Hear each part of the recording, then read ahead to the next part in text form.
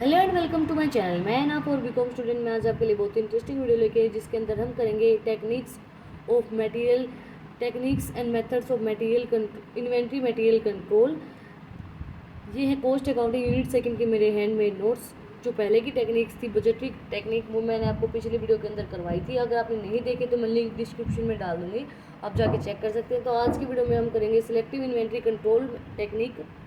इसके अंदर क्या है, जो इसके अंदर बताया गया है कि हम ये नहीं है कि हर एक टेक्निक को एक ही तरीके से यूज़ करके उसको टेक्निक को इन्वेंट्रीज को कंट्रोल कर सकते हैं। जैसे कि हम किसी स्टोर के अंदर जाते हैं, कोई भी स्टोर लगा लीजिए, उसके अंदर ये तो नहीं है कि हर एक ही टाइप की इन्वेंट्री होती है, अलग अलग टाइप की इन्वेंट्री होती है। तो अलग अलग टाइप की इन्वेंट्रीज को कंट्रोल करने के लिए हम एक टाइप की टेक्निक को यूज़ नहीं कर सकते हैं, हमें अलग अलग टाइप की टेक्निक्स यूज़ करनी पड़ेंगी। तो इसके अंदर दिया गया है सिलेक्टिव इन्वेंट्री कंट्रोल टेक्निक्स के अंदर generally different type of inventories are kept in the stores but all inventory are not equal from the view of price और वेजेस इन इम्पोर्टेंस।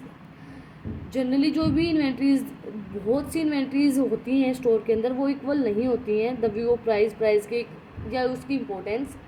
मतलब हम कहीं पे जाते हैं तो ये बोलते हैं कि भाई इसका प्राइस एक्सपेंसिव है, इसका प्राइस लो है, इसका प्राइस हाई है, तो वो इक्वल तो नहीं होती हैं जो इन्वेंट्रीज दी गई होती हैं। तो in such a case it is more appropriate to follow the same technique. तो इस केस के अंदर ये तो नहीं है कि हम सेम टेक्निक का यूज़ करें for control of all types of material. हर एक टाइप का मटेरियल की को कंट्रोल करने के लिए ये तो नहीं है कि हम सेम टाइप की टेक्निक्स को यूज़ करें, तो हमें अलग अलग टाइप की टेक्निक यूज़ करनी पड़ेंगी। क्योंकि कई जो चीज़ें होती हैं जो बट स्पेशल अटेंशन जो जिनको मिलती है is required to the control the material of high basis value और the items which are square.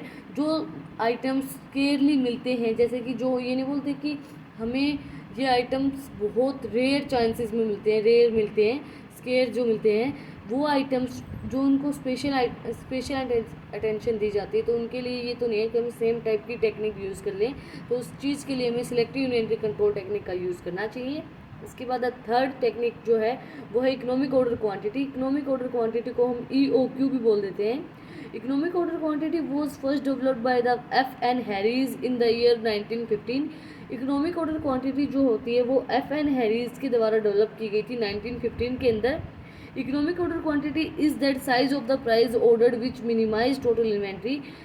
Economic order quantity क्या करता है, जो हमने परचेज किया है उनको मिनिमाइज करता है total inventory of cost under the assumed condition. जितनी हमने एज्यूम्ड कंडीशन की है उसके अकॉर्डिंग उसको मिनिमाइज करता है, उसको चेक करता है। इसके बाद factor affecting the size of inventory economic order quantity. कौन से फैक्टर्स अफेक्ट डालते हैं इकोनॉमिक ऑर्डर क्वांटिटी को? सबसे पहले इकोनॉमी इन ट्रांसपोर्टेशन कॉस्ट। जो ट्रांसपोर्टेशन कॉस्ट लगती है मटेरियल को यहाँ से वहाँ ले जाने के लिए, उसको एडजस्ट करने के लिए, वो चीज़ें इकोनॉमिक ऑर्डर क्वांटिटी को अफेक्ट डालती हैं। In determining of economic order quantity efforts are made in the minimize the transportation.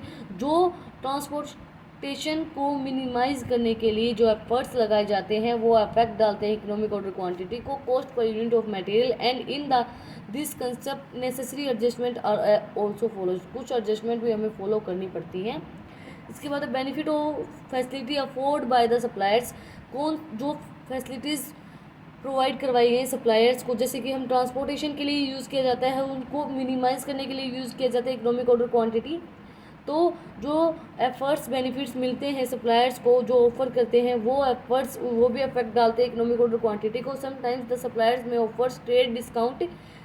कई बार जो सप्लायर्स हैं वो ट्रेड डिस्काउंट देते हैं on order size of particular quantum or above rebate in the transportation cost in the concerns in the packaging expenses. जो packaging expenses के हमें expenses देने पड़ते हैं ट्रांसपोर्टेशन के अंदर, हम जैसे सप्लायर ने डिस्काउंट दे दिया, सप्लायर ने कुछ बेनिफिट्स ऑफर किए हैं आपको कि हम सप्लाई करेंगे गुड्स, हम उनको उसकी पैकेजिंग भी हम खुद करेंगे, हमारा वो खुद का खर्चा होगा, तो वो सब डिस्काउंट्स वो भी अफेक्ट डालते हैं हमारे इकोनॉमिक ऑर्डर क्वांटिटी के अंदर।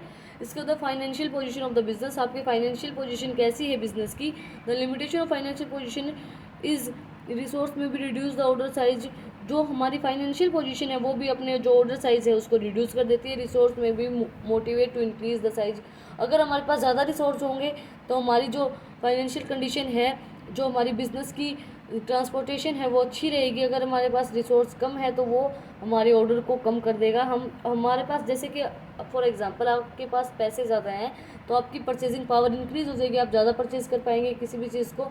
और अगर आपके पास पैसे कम हैं तो आप लिमिटेड ही परचेज़ कर पाएंगे। तो उसी तरीके से अगर आपके पास ज़्यादा इन्वेंट्रीज हैं, अगर आपके पास अच्छी फाइनेंशियल पोजीशन है बिजनेस की, तो आप ज़्यादा ऑर्डर के अंदर अपने उनको ज़्यादा ऑर्डर के अंदर आप ट्रांसपोर्टेशन कर पाएंगे, उनको मिनिमाइज़ करने में आपको आसानी होगी। और अगर आपके पास फाइनेंशियल कंडीशन आपकी अच्छी नहीं है तो आपके उनको मिनिमाइज़ करने में आपको दिक्कत आएगी।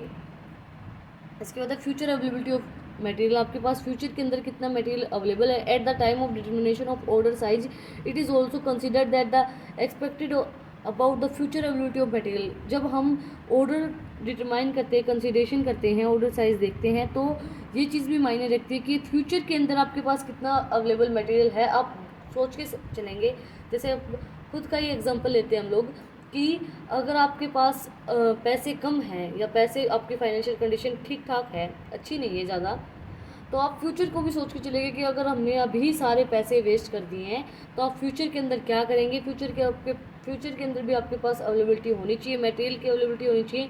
अब मान लीजिए आपने एक बार में ही सारा ट्रांसपोर्टेशन कर दिया है, सारा मटेरियल भेज दिया है, तो आप फ्यूचर के अंदर क्या मटेरियल भेजोगे। तो फ्यूचर के अंदर फ्यूचर की भी आपको सोचनी पड़ती है, वो चीज़ भी आपके जो इकोनॉमिक ऑर्डर क्वांटिटी है उसके ऊपर इफेक्ट डालती है। उसके बाद फोर्थ मैटर है determination of inventory of material limits and level. Minimum limit और मैक्सिमम लिमिट मैं आपको पहले भी करवा चुकी हूँ, अगर आपने नहीं देखे हैं तो। The order point is one where the order should be placed for the economic order quantity. Order point वो होता है जहाँ पे ऑर्डर इकोनॉमिक ऑर्डर क्वांटिटी जो होती हैं वो ऑर्डर किया, जहाँ पे ऑर्डर दिया जाता है उसको बोलते हैं order point. For deciding order point दो चीज़ें यूज़ की जाती हैं, लीड टाइम और जो जिस टाइम पे दिया गया है वो चीज़, और यूसेज ड्यूरिंग लीड टाइम, जो यूसेज ड्यूरिंग जितनी भी चीज़ें लीड टाइम के अंदर यूज हुई हैं आर द डिटरमाइन फैक्टर। उसके बाद फिफ्थ और लास्ट जो पॉइंट है इस वीडियो का भी और इस यूनिट का भी वो है कंट्रोल रेशो। कंट्रोल रेशो हम दो तरीके से एनालाइज कर सकते हैं। सबसे पहले इन्वेंट्री टर्नओवर रेशो और इनपुट रेशो। सबसे पहले inventory turnover ratio. Inventory turnover ratio के अंदर क्या होगा, inventory turnover ratio is the ratio of the value of the material consumed during the period of the average value of the inventory held during the period. जो average value होती है उसके according ratio जो होता है वो value of material consumed के ऊपर डिपेंड करता है, जितना आपने एवरेज वैल्यू कंज्यूम की है जिस उस पीरियड के टाइम पे। इन्वेंट्री कंट्रोल हम किस तरीके से निकाल सकते हैं, हम दो तरीके से निकाल सकते हैं, मटेरियल टर्नओवर और फिनिश स्टॉक टर्नओवर से। मटेरियल टर्नओवर का फॉर्मूला क्या होगा, वैल्यू ऑफ मटेरियल जो यूज़ किया है हमने उस टाइम के ऊपर, और वैल्यू ऑफ एवरेज जितनी आई है material held in the period, जो एवरेज है और मटेरियल जितना हमने यूज़ किया है उससे हमें मटेरियल टर्नओवर पता चल जाएगा। उसके बाद finish stock turnover. Finish stock turnover कैसे निकलेगा, value of finish stock should be the period, जो value of stock should be the period है वो, और उसके बाद है वैल्यू कितनी है फिनिश्ड जितना हमने किया, और एवरेज जो है उसके अकॉर्डिंग हमारी जो फिनिश टर्नओवर है वो निकल आएगा।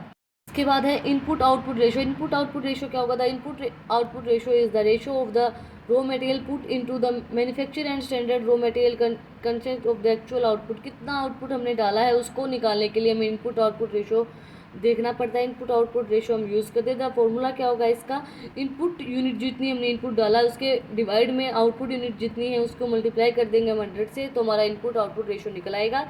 उसके बाद this ratio can be usually only in the those industry where the unit of the input of material is the same of the input of the output.